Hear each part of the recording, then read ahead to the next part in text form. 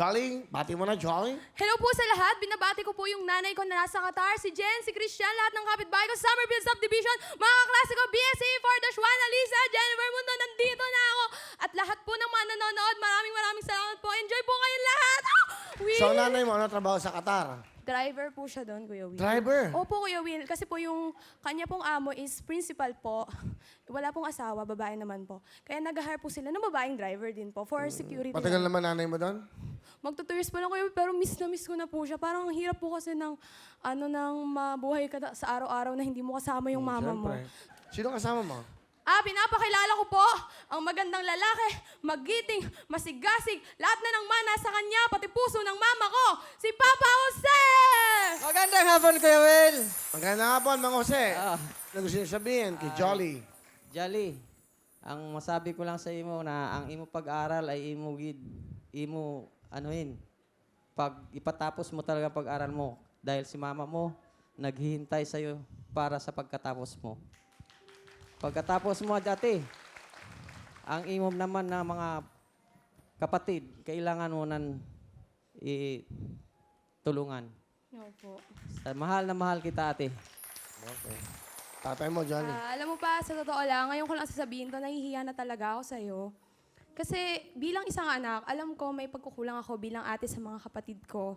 Ganon din sa inyo pa. Pero yung pagbabanda ko pa, hindi to isang laro lang para sa akin. Nandito ako para i-express yung through music kung gaano ko kayo kamahal. Hindi man kami kumikita, kahit nasa school lang kami, hindi man kami nakapagbibigyan ng pagkakataong tumugtog palagi. Yung passion ko sa music pa, alam mo kung gaano. Alam mo kahit di tayo pamilya ng musikero, nasa music yung pagmamahal, naniniwala ako. Kaya Kuya Will, yung pagbabanda ko po, inaalay ko po, hindi lang sa lahat ng musikero, kundi sa pamilya ko. Sa mga kagaya niyo, Kuya Will, na nagpapasaya ng mga tao sa pamamagitan ng music. Maraming salamat po in behalf of us. Sa nanay mo, ayan, oh, para matuwa. Ma, andito na ako, Ma. Maganda ba ako sa TV? Kasi, hindi po, marami po akong talagang tigyawat na siyang nagmamahal sa akin ng totoo. Pero Ma, mag-ingat ka dyan. Aalagaan ko yung sarili ko dito. Ano? Nagmamahal sa yung totoo, tagyawan. Opo. Hindi po ako iniwan, Kuya Will. Kahit na sinusuka ko na sila, nalayuan ako, wala, nandyan pa rin sila para sa akin. Ganyan nila ako kamahal. Mga kabanda mo. Okay. Yan. Pasok na kayo. Ano pa ang banda mo? Pinapakilala ko po yung banda ko. Binubupot na nila Kuya Lem, Kuya Jan, si Jeff at ako po. And we Pakita are natin, direct. certified from Cavite State University Ayan, no? Main Campus. Ito na po, please welcome ang kasama niya, itong banda nila. Lem, John Jeff, Certified Band. Para po ito sa mga nagmamahal. Hindi lang kay Kuya Will, kundi sa lahat ng minamahal natin sa buhay.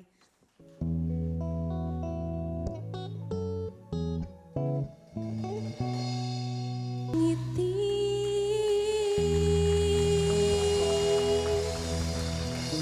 Salamat po! Yeah, Certified Band. Thank you very much. Lem, John Jeff. Jolly, meron kang 10,000! Kuya Will! Galing, ha?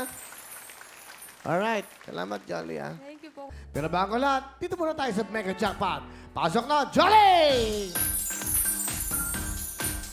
Jolly, masyadong emosyonal ka. Bakit? Ganun mo yan. Uwi ka na. Opo, yan lang po.